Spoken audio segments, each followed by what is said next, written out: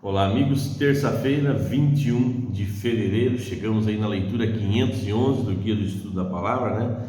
Lição da Escola Sabatina. Estamos na lição número 8.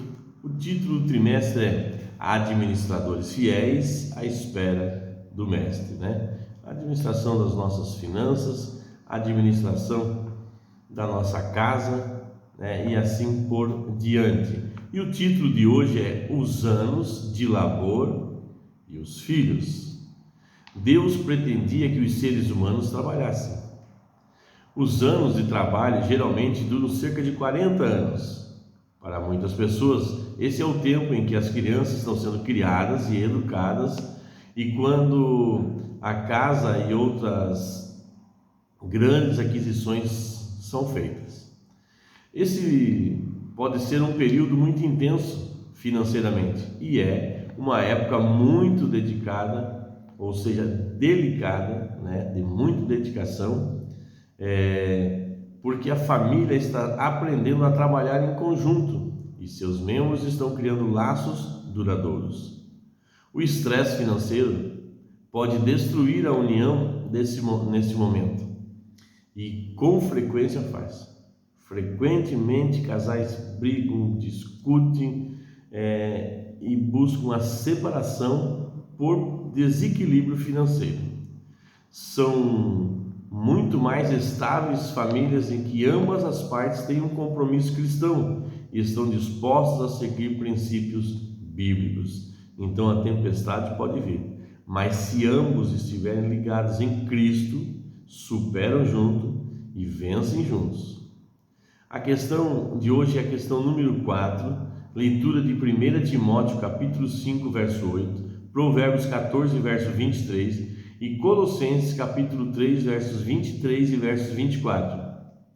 Que pontos importantes podemos extrair desses textos sobre finanças no lar? Bom, eu respondi: o trabalho enobrece o homem, e o homem, sendo sábio, cuida dos seus, pois esse é nosso dever. E quando nos importamos com o próximo, recebemos recompensa eterna. Por isso, veja só, somos recompensados. Sempre somos recompensados por Deus pela obediência que praticamos, por seguir os seus estatutos, né? Por seguir esse mapa da vida que é a Bíblia, como eu sempre falo, nosso GPS, né, amados? Assim como os filhos, né, recebem a recompensa, assim nós, como filhos de Deus, também recebemos a recompensa, e o contrário também é verdade. Em muitos casos, o marido é o principal provedor, embora muitas vezes ambos os cônjuges trabalhem. Podem surgir circunstâncias inesperadas que dificultem esse ideal.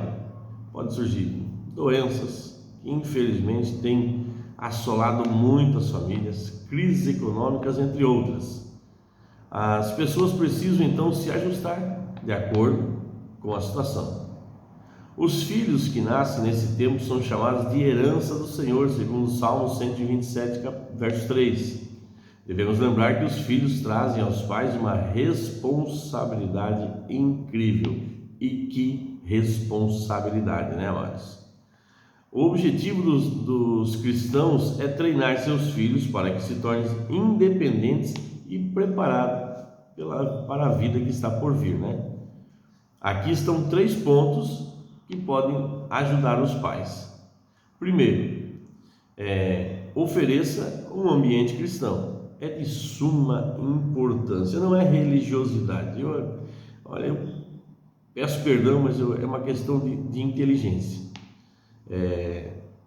Então não sou inteligente que não é cristão? Não estou falando de inteligência aqui humana, né? Estou falando de sabedoria espiritual. Isso inclui culto familiar regular. Interessante, não é só fazer o culto, ele tem que ser de uma maneira interessante para que os filhos sejam cativados para isso, né? Escola sabatina, frequência à igreja. Mas a igreja não somos nós? Somos nós, isso mesmo, no plural. Eu sozinho não sou igreja, eu sozinho sou membro. E um membro sozinho, um membro fora do corpo não sobrevive. Então nós precisamos, né, ter esse hábito e entender a necessidade do culto familiar. Escola sabatina, frequência da igreja, fidelidade nos dízimos e ofertas são ótimos hábitos para se formar no início da vida. Segunda dica aqui: ensine a disposição para trabalhar e o preço por isso. As crianças descobrirão que a diligência e a integridade no trabalho são sempre notadas e recompensadas. Eles vão aprender que o dinheiro é o resultado do tempo que doamos aos outros, realizando tarefas que são valiosas para eles, né? Desde pequeno nós precisamos ensinar os nossos filhos a lavar uma louça, a secar uma louça, a varrer uma casa, passar um paninho na casa, né? Tirar poeira, varrer o quintal, arrancar uns matinhos quando se tem, né? Ajudar nas tarefas básicas da casa. Mas são crianças e tal. Desde pequeninos nós precisamos dar responsabilidade aos nossos filhos. E também é importante nós darmos mesada aos nossos filhos, para que eles tenham essa recompensa, e também ensiná-los a tirar dessa mesada dízimos e ofertas. Isso vai fazer uma grande diferença na vida financeira de nossos filhos. Isso é de suma importância. Não importa se você vai aí dar uma mesada entre R$5, R$10, não importa. O importante é que eles entendam o valor do dinheiro e a prática, né, de adorar a Deus através dos dízimos e das ofertas. O terceiro ponto é: garanta uma boa educação cristã. Vale a pena investir em escolas de qualidade, pois os pais sábios planejam para a vida e para a vida eterna. Então, uma boa educação aos filhos é de suma importância, não só para uma carreira profissional estável, mas também para uma carreira eterna ao lado de Cristo, né? Então nós precisamos dar esse norte para a vida dos nossos filhos. Mas veja só a questão de rodapé: não importa o que se faça, não temos garantia da direção que nossos filhos tomarão. Por que é importante que os pais não se culpem pelas escolhas erradas de seus filhos?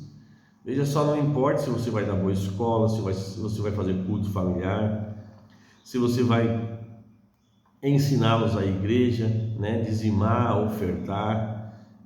Não importa o que você faça, não importa o que eu faça, não importa o que os pais façam, né? Quando os filhos crescerem, quando eles atingirem a maioridade, eles vão receber algo que lhes é de direito após a maioridade, que é o livre arbítrio.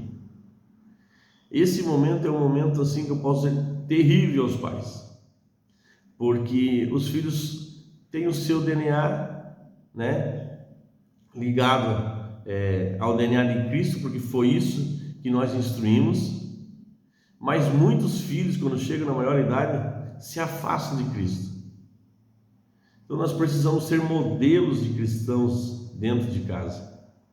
Eu costumo dizer que a igreja começa na nossa cozinha, começa na mesa, né? Mesa é lugar de comunhão, de comum união, né? Aqui que os princípios são estabelecidos. Mas mesmo tendo todas essas práticas, eles assumindo a maioridade, eles têm o direito do livre-arbítrio e eles decidem por si só. Eles têm a personalidade deles, que está ali praticamente formada, e eles começam a ter as suas decisões próprias. E nós, os pais, cabe continuarmos orando, continuarmos instruindo, né? Nós temos que ter discernimento antes deles terem o livre-arbítrio, de ensinar a diferença entre o bem e o mal, né? E mostrar o resultado de cada escolha. E quando eles atingirem a maioridade, eles podem vir, como acontece bastante, se afastar dos caminhos de Cristo. E como não se sentir culpado? justamente porque eles ganham o direito do livre-arbítrio. E nós precisamos continuar intercedendo.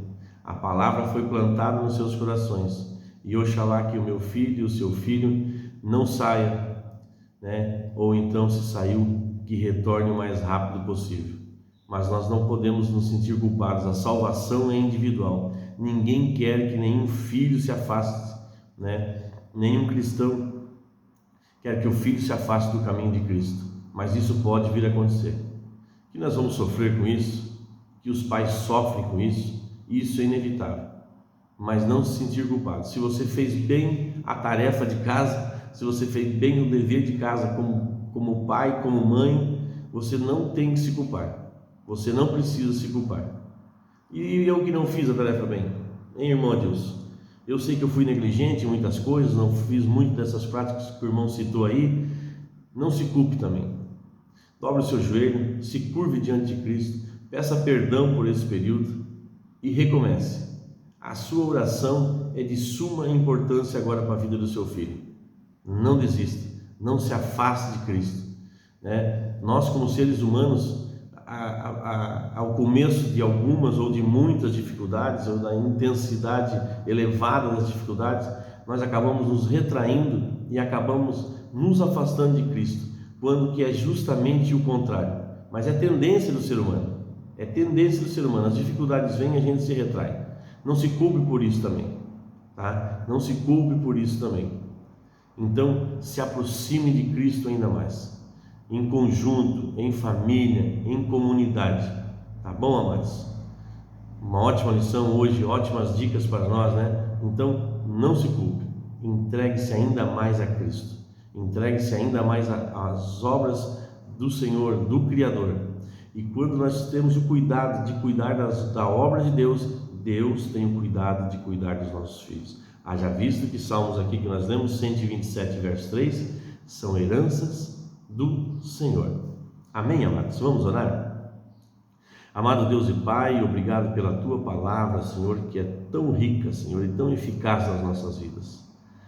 Pai, eu apresento diante de Ti, Senhor, os pais que estão com o coração quebrado, Senhor, dilacerado, desesperançoso, Senhor.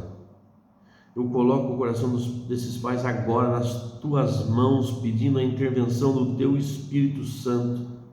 Coloca os filhos, Senhor, que estão a ponto de se afastar, os filhos que já se afastaram, os filhos, Senhor, que estão afastados, mas já estão com o coração voltado a tornar para os seus lares, tornar para a Tua casa, meu Deus, para a congregação, mas tem sido uma luta, Senhor, para conseguir fugir das garras de Satanás.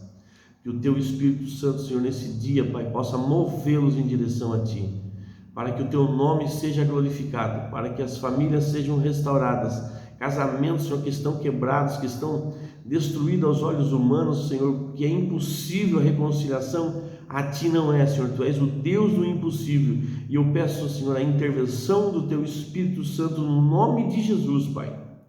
Senhor, eu coloco diante de Ti, Senhor, as pessoas que estão passando, Senhor, por enfermidades terríveis, meu Deus, que muda toda a instabilidade da casa, Senhor, que mexe, Senhor, no meio, Senhor, do relacionamento entre empresa e funcionário, entre patrão e empregado, entre marido e esposa, entre pais e filhos, meu Deus, a enfermidade mexe com tudo, Senhor. Nós precisamos do Teu milagre, Senhor, para a restauração, para que o Teu nome seja glorificado, para que muitas pessoas sejam movidas a Ti através desse testemunho. Pai, é o que eu Te peço, Senhor, por fé, crendo que Tu nos ouve, e Te agradeço no nome santo de Jesus. Amém. Abraço, meus amigos, e abraço aí aos nossos amiguinhos, e lembrem-se, curtam o nosso canal, compartilhem o nosso canal, é importante demais para que esse canal cresça e muitas vidas sejam tocadas através da palavra de Deus.